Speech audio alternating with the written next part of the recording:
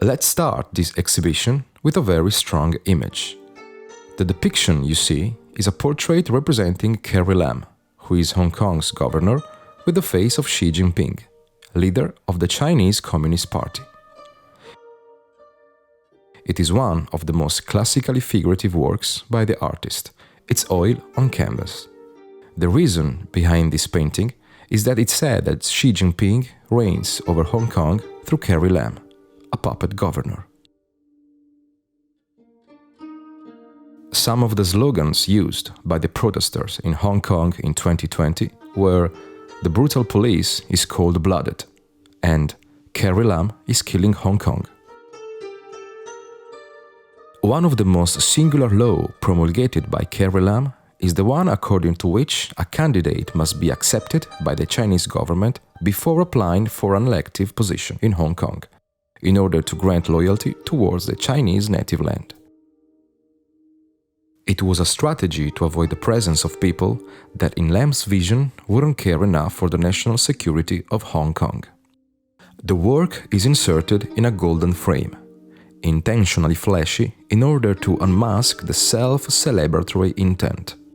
The wall used as background is red, as additional mocking towards the colors used by the Chinese Communist Party's propaganda. While we move towards the next piece, let's talk about Badiucao himself. He was born in Shanghai in 1986 and currently lives in Australia. His grandfather and uncle were pioneers of Chinese cinema in the 30s and 40s and lost their lives during the persecution in the years of the Cultural Revolution. He is known as the Chinese Banksy, and some of his fame comes from social medias, through which he spread his message in the world, exposing himself against any form of ideological and moral control by the politics. His language mimics ironically and in a pop tone the propaganda, retracing its graphic style, its colors and tones. This was the first exhibition for Badiucao, and it was held in Brescia, northern Italy. The purpose is to show, through the attribution of new meanings, the face of the arrogant capitalism, just as much as the paternalistic communism, by trying to explain and narrate his vision of what is the Middle Earth, a literal translation of the word China. Let's move on to the next piece. The exhibition starts with a section dedicated to China, where we can find not only the first artistic activity by Badiucao, but also his personal analysis of the social and political transformations which invested in the latest years the People's Republic of China. We still have red walls, which is a sign of the close bond between his works and the Communist Party and Chinese propaganda. The section opens with a small installation in which the artist recreates an intimate space, a small bedroom with its bathroom. The installation takes the form of a bed called a dream. It is a work that is at the same time an autobiographical tale, a poetic declaration, and a biting representation of the role of the designer and of satire within an authoritarian regime. The work consists of a bed whose mattress is replaced by 4,000 pencils as sharp as needles, to symbolize the artist's troubled sleep and tormented existence. The mattress, therefore, in the artist's vision, is the one he slept on during his voluntary exile in Australia, which clearly could not let him sleep easily. The iconography of the dream also refers to the propaganda of the Chinese dream, concept used by propaganda to convey that young people must dream and work assiduously to achieve their dreams and contribute to the revitalization of the nation. On the bedside table, next to the bed, we can see a small picture of Xi Jinping, who is looking after COVID as if it were a child. This underlines, in Badiucao's vision, how COVID has helped China to consolidate its economic dominance in the world. And next to it, we can see another intimate installation, a mirror, a sink and several mirrors on which hang the masks that the artist has used for years to hide his true identity.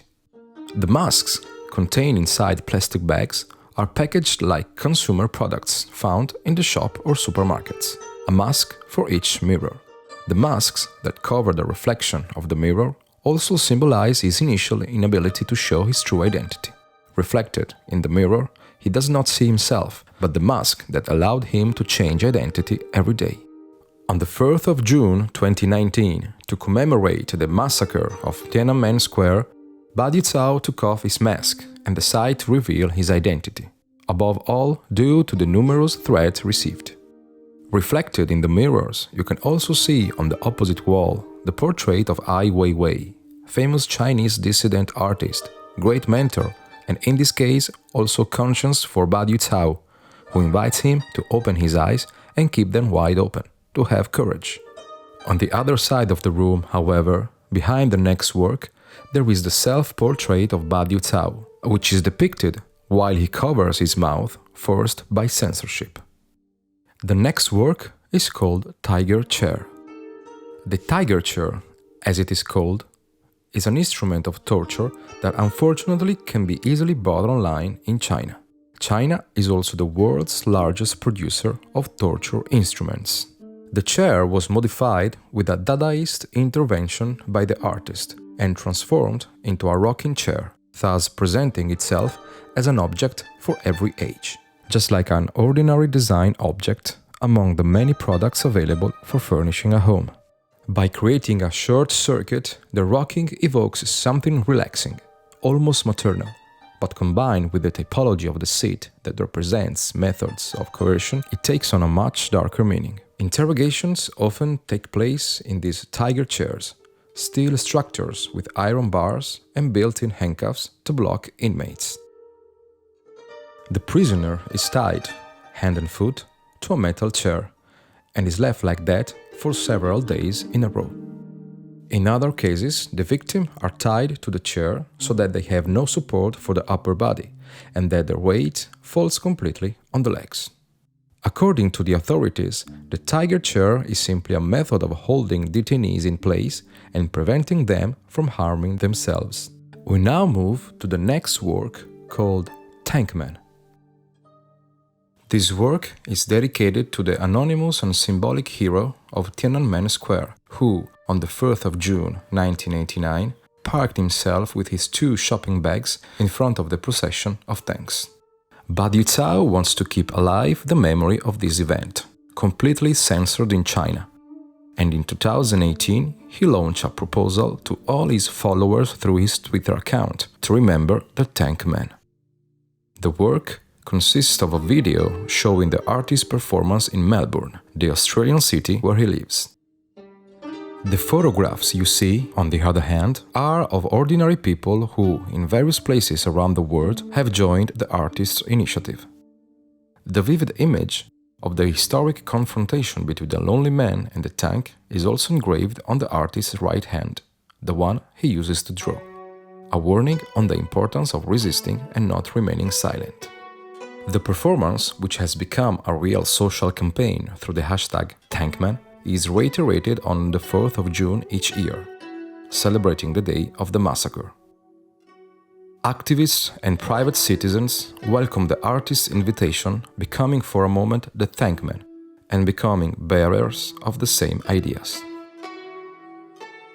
This is why they buy our baby formula.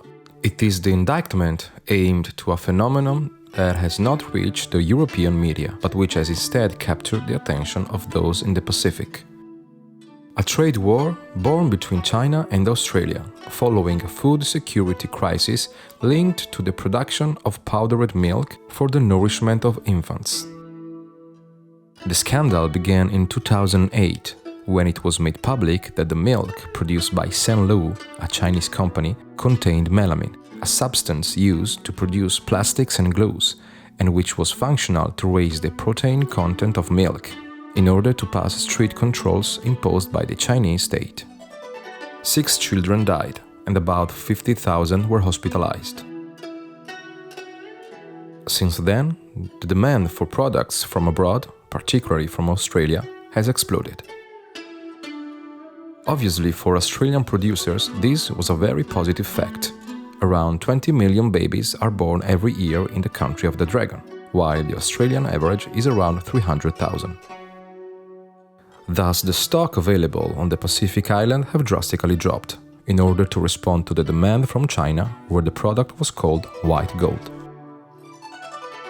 The artist's installation, made with powdered milk, conveys the idea of this commercial war fought on the bodies of children, represented in their transience and fragility.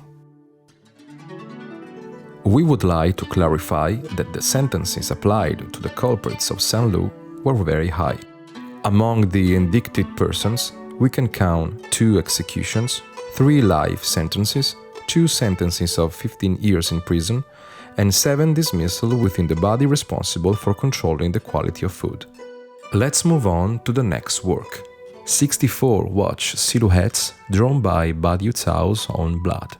In one of the frames, we can see an original clock that was given by the Chinese government to the soldiers who participated in the Tiananmen Square massacre.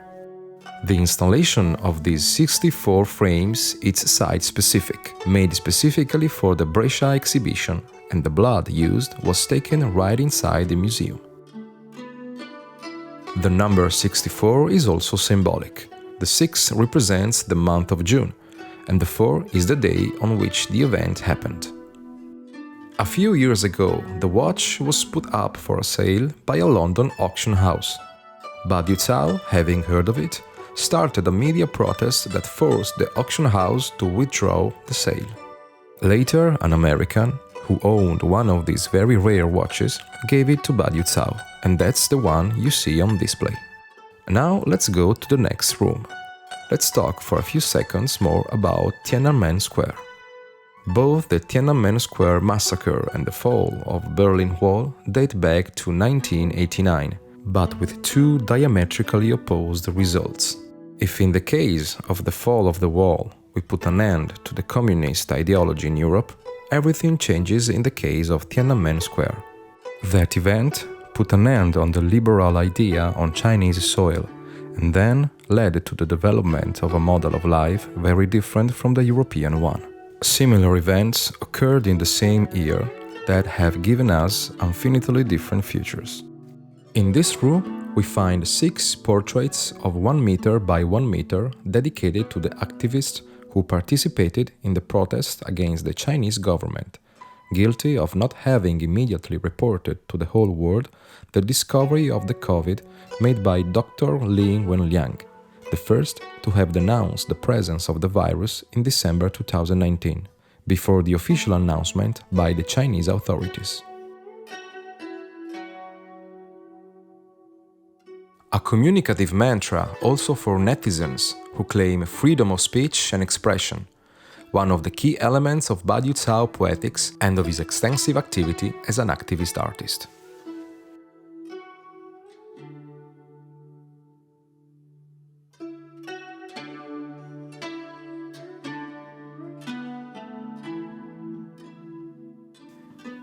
In addition, the portraits are printed on rice paper, a basic element of the Chinese diet. We note that the mask on Li Wenliang's portrait shows instead a mouth intent on screaming. This symbolizes the doctor's will not to be silent on the face of the regime's censorship. The other paintings instead show young people who repeat the quote from Dr. Wenliang. "No, I can't. No, I don't understand." One of the paintings, on the other hand, shows a man without a mask, completely freed from any censorship and free to express himself. On the opposite wall, pages from the Wuhan Diary are displayed, an artistic information project that Badiucao carried out during the very first phase of the pandemic in February 2020. Badiucao quickly realized that one of the side effects of the virus would be the censorship of what was happening. If people don't circulate, even information does not. He then activated a secret platform to collect the voices of the inhabitants. People wrote in private and forwarded extracts from family chats. Badiucao then stitches the texts together to make them into a diary written by a single person. Continuing along the path, we find canvases that carry the phrase, "Who is Liu Xia?" Liu Xia is none other than the wife of the Nobel Prize winner Liu Xiaobo, a Chinese poet activist committed to the defense of human rights in China, who was awarded to the Nobel Peace Prize in 2010 while in prison. The Chinese government demanded him not to be awarded because of his political dissent. When the Nobel Prize organization refused, they placed the poet's wife and family under house arrest so that no one could go and collect the prize. Poet Liu Xia died in 2017 of liver cancer in prison, without relatives being given permission to visit him. He was the first person to win the Nobel Prize while in custody.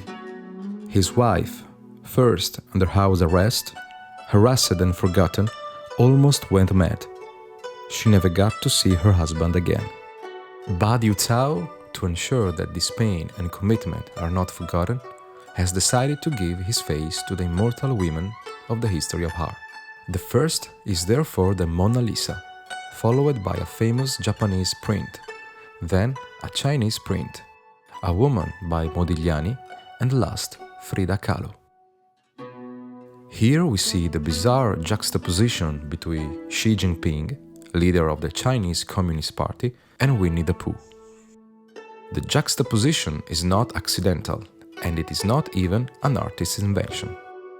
There is indeed a current of memes on the internet that compares the image of the leader to the famous bear, finding a sort of similarity, started by a user on the Weibo social network called Batuzizi. In 2017, the Chinese censor therefore decided to ban the image of Winnie the Pooh, causing what is called the Streisand effect, a response contrary to the censorship that leads to the extreme publication of the censored content. In 2018, even a Winnie the Pooh movie was banned in China, causing further hilarity in the Western internet community. The image that bears the word Wolf Warrior, instead, refers to a group of Chinese diplomats, the Wolf Warriors. They took their nickname from a Chinese action film, in which a division of the armed force intervenes in a distant country to save Chinese citizens from some Western mercenaries. Wolf warriors are usually very young politicians who have a less calm style of communication and are closer to the style that, in the West, we have seen with Donald Trump. This aggressive style is a radical departure from the subtle and subdued style with which China conducted its post-Mao diplomacy, guided by Deng Xiaoping, who thought that it was necessary to keep an international low profile to help the development and the modernization of China. These works makes us smile, comparing Xi Jinping and the leaders of the Communist Party to the tender Winnie the Pooh, but in reality they demonstrate how careful and relentless Chinese censorship is. Let us now analyze these digital prints bearing posters from the Winter Olympics that were held in China in 2022. Here Badiucao lashes out against the choice of hosting them in a country that, in his vision, tramples on fundamental rights, thus repurposing tragic images as advertising posters. We have the first poster on the left that reports a hockey player who attacks a Tibetan monk, thus recalling the attitude of China in the annexation of Tibet and the subsequent kidnapping and replacement of the Panchen Lama, the second post of Tibetan Buddhism with a faithful figure in Beijing. In the second case, however, we see a skater who cuts and bleeds what is the symbolic flower of the city of Hong Kong. The third print is instead a curling player who is launching the coronavirus. The fourth and penultimate print, instead, reports a biathlon athlete, a sport consisting of rifle shooting and cross-country skiing, intending on shooting a Uyghur prisoner, an ethnic minority that inhabits the Chinese region of Xinjiang. The latest print shows a snowboarder using a large camera as a board, as a reminder of the omnipresent state control. Below, we see a series of bottles that appear to be handcrafted Molotov cocktails. They symbolize the peaceful protests that took place in Hong Kong, and the violent message reported by the presence of the Molotov cocktails is softened upon a more careful analysis, which reveals that all the bottles are not filled with flammable liquid, but are full of soy sauce. It is important to specify that, however, real Molotov cocktails were used by demonstrators against the police, and that, therefore, the message could be ambivalent. Before continuing to the next room, let us pause for a moment on this warning applied next to the fire extinguisher, as if it were a normal tutorial on the use of the same. As you can see, it does carry a tutorial, but it does not explain how to use the fire extinguisher, but rather how China limits the freedom of speech of its citizens. We now move to the next room, focused on the battles of Hong Kong. The Hong Kong section is dedicated to a closer China, but at the same time, one in rapid transformation. Almost 20 years have passed since 1997, when the British colony became a special administrative region of China. Its cultural tradition and economic power, governed by a system completely different from the motherland, the Hong Kong dollar is the 8th currency traded in the world, have made it a real country within a country, as it would have been called by Deng Xiaoping. The protests in Hong Kong, with a population opposed to what was experienced as a real annexation by mainland China, made use of all the creative and digital tools available to be able to remain self-organized without having to entrust to any political group. Even from overseas, Badiucao was one of the artists who contributed to the creation of images to support the visibility of Protestants and their reasons. The works presented are part of a mere reflection on the experience of the second wave of protests. In the room, we see the first print showing the various leaders of the Chinese Communist Party, from Mao to Xi Jinping, who symbolically pass iconic stuff to each other, as if it were a baton of an ideology. But let's move on to, perhaps, the most cumbersome work inside the room. It won the People's Choice Award as a method of non-violent protest. The bricks that you see scattered on the ground are actually a work called bricks. Bricks, used by Protestants to erect makeshift barricades, become here a tool for denouncing police abuses.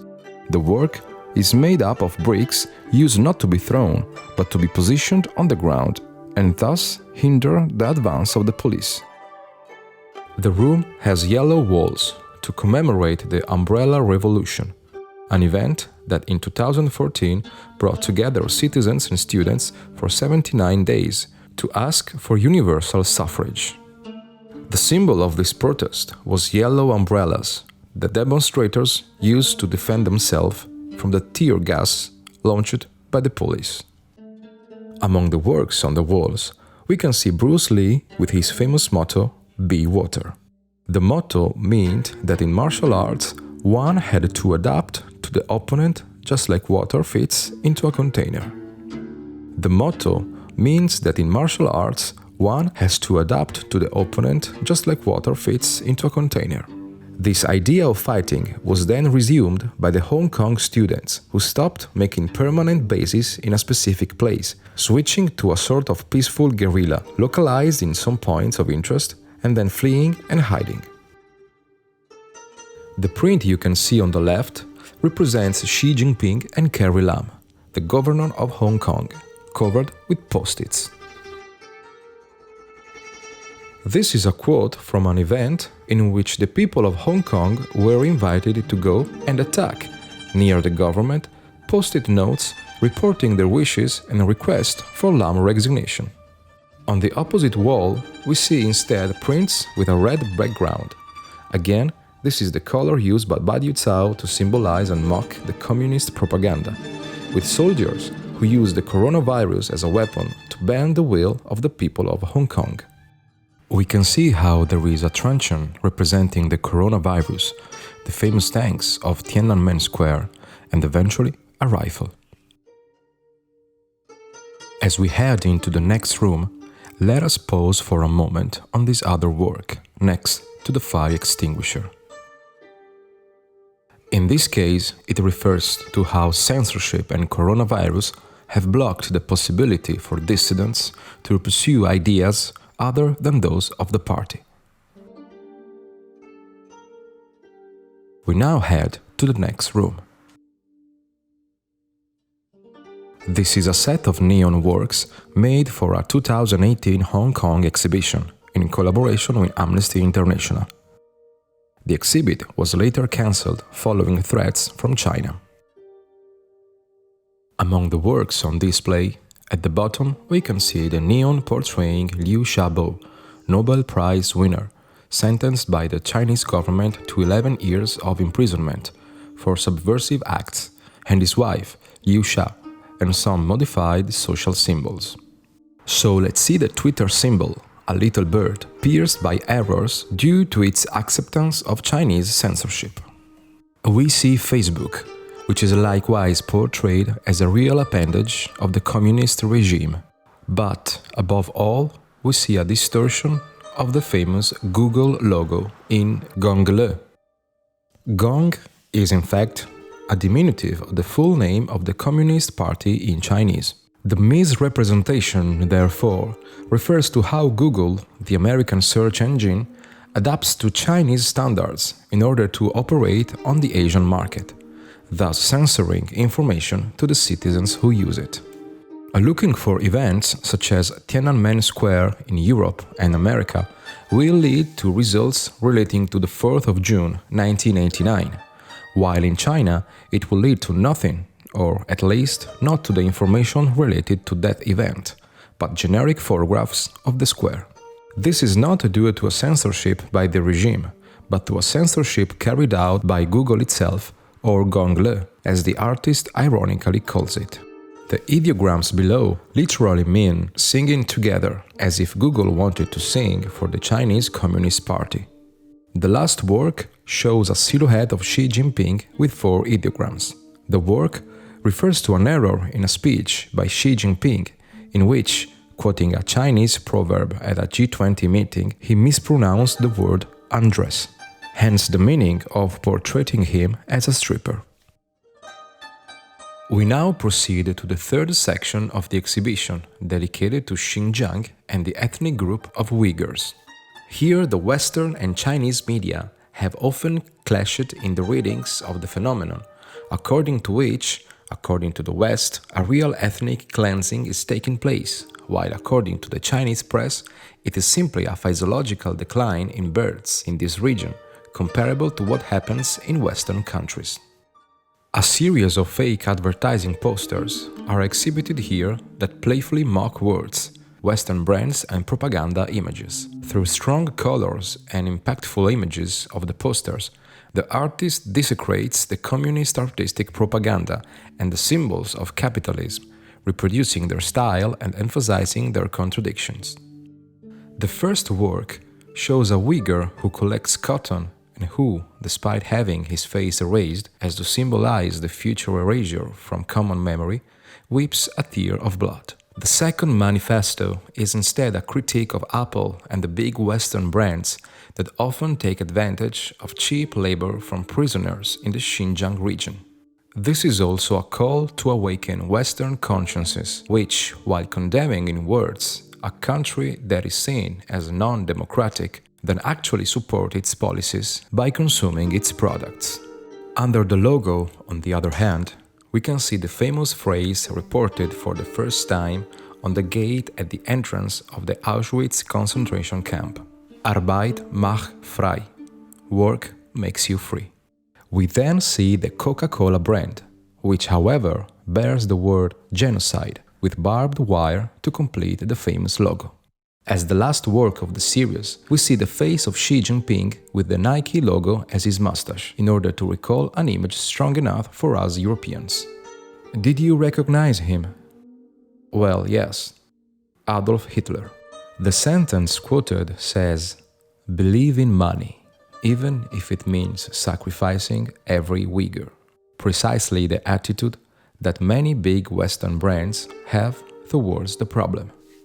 We then see 4 digital prints of famous personalities who are part of the Uyghur ethnic group, people currently detained in re-educational camps, among whom we would like to remember Dr. Gulsham Abbas, sister of an activist who reported the condition of Uyghurs in Xinjiang to the United States. We now continue the exhibition in the section dedicated to Burma. Badiucao's reflection on the unsustainability and inhumanity of dictatorial regimes also extends to Burma. Wounded by a recent coup and brutal police repression, guilty, according to the artist, of having adopted the Chinese authoritarian model. The series of works is called Milk Tea Alliance and takes the name from the netizen movement, as young people who consider themselves internet inhabitants are called, which sees activists from Hong Kong, Taiwan, Thailand and Burma involved in the defense of democratic principles and human rights. An alliance born thanks to the media as an anti-authoritarian slogan and soon became an instrument of fighting. The first work, showing the 3 joined fingers piercing a military hat, represents the sign that the freedom activists of Burma used during the protests. We see how the third work, bearing the words "Connection is power," shows a soldier tied by a mouse wire to symbolize the strength of information and connection between individuals. Immediately after, we see a dove. A symbol of peace, trying to break the rope of a noose. On the opposite wall, we find other works. The first of these bears the words "Ideas are bulletproof," with a tired girl who passes the baton to a new heroine.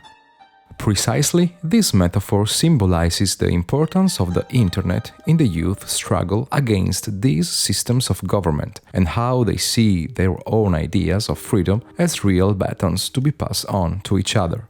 On the right, we find a biblical quote from the story of David and Goliath, in which a small demonstrator armed with a sling pierces a soldier's giant boot. This reminds us how sometimes Western culture also peeps out in Asian iconography. Going on with the works, we can see an egg-hand grenade. The reference is to the Burmese protests that recited mottos like "Stand with eggs," due to the proximity of the period of protest with Easter. Activists used to write slogans on eggs, and the symbolism given by the hand grenade is referred to the disruptive power that ideas can have. The Burmese revolt, however, was violently quelled, leading to the death of thousands of people. In this part of the exhibition, we are going to see 4 historical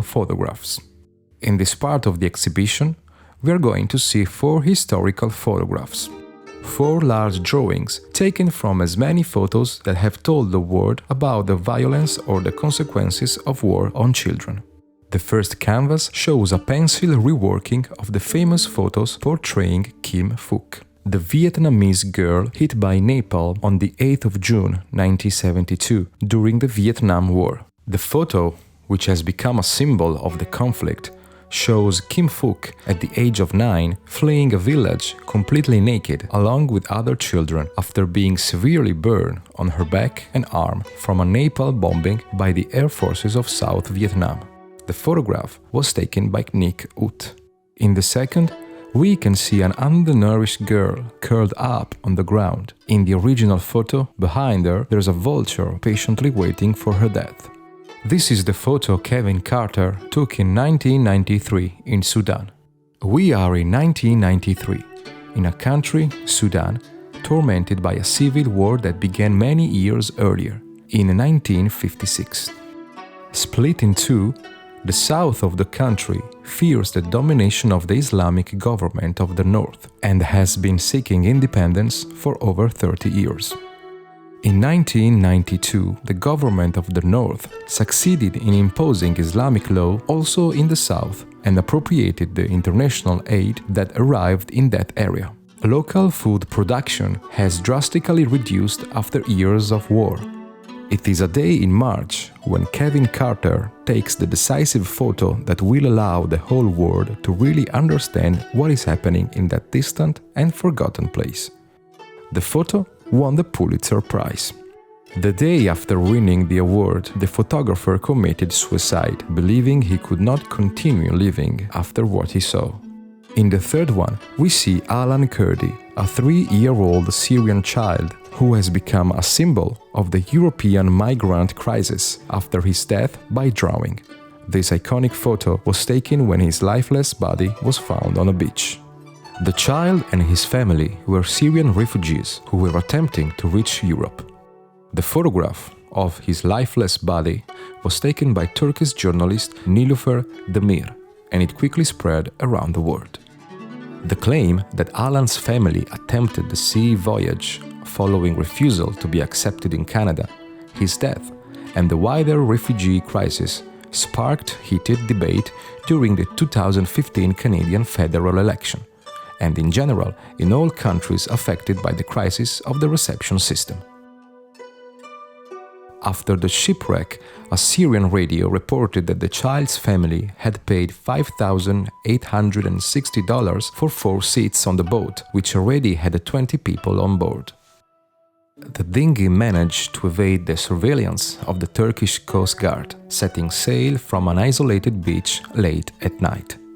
Around 5 o'clock the following morning, the Turkish authorities intervened after receiving an emergency call that reported the capsizing of a boat and the discovery of some bodies on shore. The bodies of Kurdi and another little girl were discovered by a bartender, a friend of his who were on duty at the hotel in front of the beach where the boy lay dead at around 6:30 a.m. The design was the subject of a performance in which patrons were asked to erase the design. The message was that, while trying to erase the drawing, the trace, even a faint one, remained on the paper, as if to symbolize the world's attempt to forget the victims of migration and the impossibility of doing so. The last of the canvases shows hooded and half-naked 17-year-old Dylan Voller, a white boy chained to a mechanical restraint chair by guards in an Alice Springs prison, with his wrists tied by straps along with his ankles and neck. But this is just one scene of a terrifying catalogue of videos shown on Australian television's Four Corners program, which provides a shocking insight into the treatment of children, many of them Aboriginal, behind bars in one of the richest countries in the world. But for the Northern Territory authorities, much of what was broadcast was not new. Systematic abuses were reported by the press multiple times, while a government-commissioned report had previously offered a detailed report of violence against Aboriginal teenage detainees. The evidences didn't stop there. In January, the former president of the Northern Territory Lawyers Association highlighted the use of hoods, chains, and prolonged periods of solitary confinement on young prisoners. The last section is entirely dedicated to Mao and his figure in the imagination and propaganda of the Communist Party. In the first print, we see a real manifesto of Badiucao's vision. Mao brought back to life as Frankenstein in order to provide for the needs of the modern Communist Party and Xi Jinping. The figure of Mao is recalled to legitimize political and economic choices. The second picture shows a cat holding a mouse, a clear criticism of the censorship implemented by the Chinese state on information on the internet. The word cat in Chinese is called Mao, with a pronunciation very similar to the name of the famous dictator. Next to it, we find a painting with 2 pigs. A clear quote from Orwell's novel Animal Farm, a socialist metaphor in which, after a coup in which pigs take power by removing it from the hands of humans, the very animals themselves begin to resemble more and more the former human torturers, even going as far as to dress up and play cards with humans from nearby farms. On the opposite wall, we see Mao intent on giving a bottle to a koala, a symbol of trade relations between China and Australia. The work that we see next, which recalls the form of Mao with ideograms, is instead a critique of capitalism and the Chinese capitalists who prostrate themselves for convenience or ideology to the regime. The writing, in fact, shows the name of a cough medicine produced by the Yangtze River Pharmaceutical Group, headed by the now deceased Xu Jingjun. Xu Jingjun, despite being one of the richest men in China with a fortune of around $5 billion, never hid his admiration for Mao and even used public occasions to praise him. Just think that at the entrance of his company headquarters, he even had the statue of the dictator erected. In the last print that concludes the exhibition, we see the leader Xi Jinping in a sort of seance, trying to bring the deceased Mao back to life, as if he were an illusionist. The criticism that Badiucao wants to make here is aimed at the West and at how the figure of Mao is distorted even in countries that are not communist.